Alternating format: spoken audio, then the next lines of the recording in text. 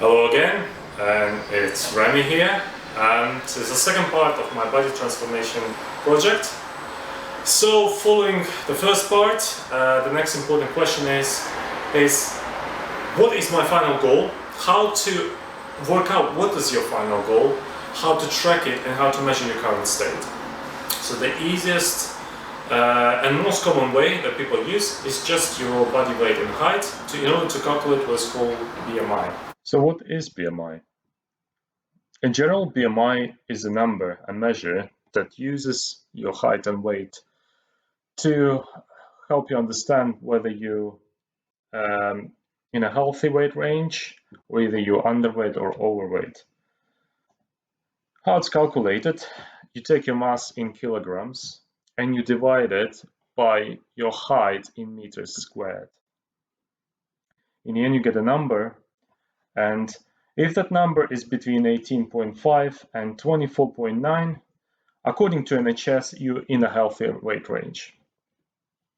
If you're below that value, you're in what is called underweight range. And if you're above 24.9, then you're in overweight or in obese range. Since the body mass index is made of two variables, sometimes it's useful to plot it as a heat map, which you see in front. And if you look into your height and your mass, you can locate it on this heat map. And once you work out your ideal BMI range, the next question is what body mass I should have in order to be in that range. And the question can be answered by simply rearranging the equation that you've seen before.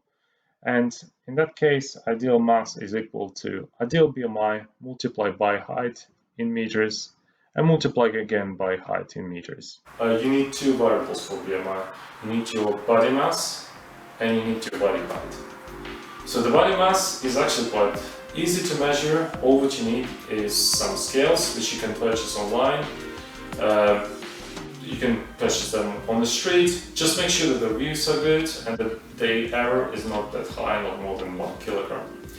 So the next step is you need to measure yourself. You don't need to do these measurements very often. I would say once in 2 weeks, that should suffice.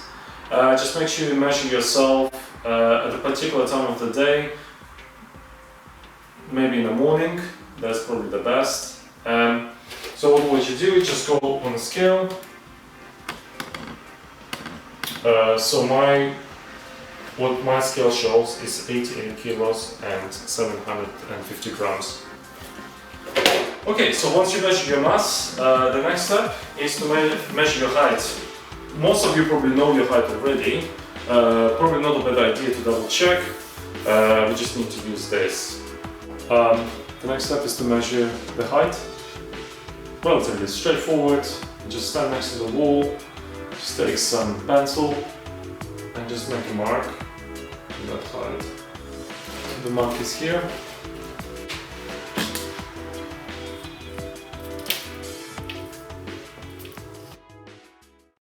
So I got my body mass and height measured. The next step is just to plug it into the BMI equation and calculate the value. As you can see, my BMI value is 26.56, and according to NHS, I'm between 25 and 29.9, so that means that I'm in the overweight range, which is not a big surprise. So what should be my ideal body mass?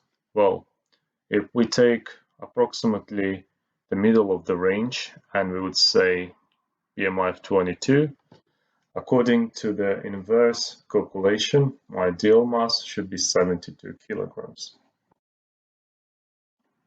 So now that I know my ideal weight according to NHS, I need to work out how far I am to my goal. So I have to lose the difference between my current mass and my ideal mass, which is 88 kilograms minus 72 kilograms, which is equal to 16 kilograms.